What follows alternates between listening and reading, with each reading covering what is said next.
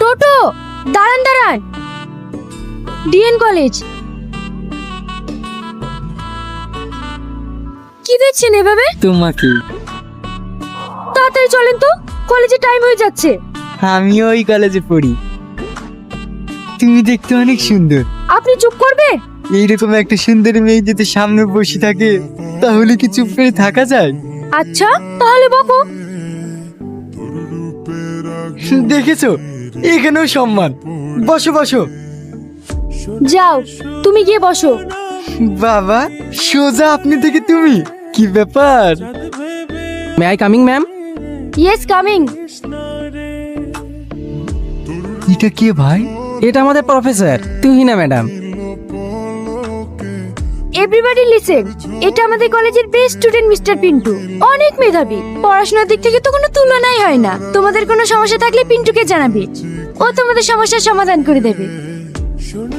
কি হলো পিন্টু, সবাইকে সাহায্য করবে তো? যাও বসো। কালকে নোটসগুলো আমার কাছে নেই, একটু দিও তো। ম্যাডাম আপনি বললেন না কোনো সমস্যা হলে পিন্টুকে জানাতে, তাই বলছিলাম। কিন্তু উনি তো কিছুই বলছে না। বলবে বলবে, একটু লাজুক তো, সবার সাথে পরিচয় হলে তখন বলবে। পিন্টু দা আগে ক্যান্টিনে 20 টাকায় 4টে সিঙ্গারা দিত, আর এখন 3টে দিচ্ছে। একটু বলে দেবেন তো।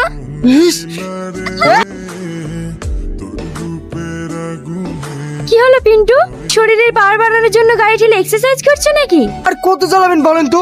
রাস্তা একটা ভালো মেয়ে দেখলে ছেলেটা তো পটানোর জন্য উল্টোপাল্টা টাপট মারবেই।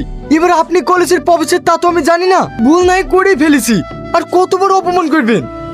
দয়া করে আমার পিছনে লাগেন না। Pintu, I am sorry. আপনি কেন সরি বলছেন? ভুল তো আমার। আর তাছাড়া মেয়েরা সরি বলে নাকি? বাবা, মেয়েদের সম্পর্কে খুব ভালো জানো দেখছি। কটা মেয়ের সাথে প্রেম করেছো? না না, প্রেম টেম করিনি, আপনি প্রথম। কি? না মানে আপনার সাথে প্রথম কথা বলতে গিয়ে ফেঁসে গেছি।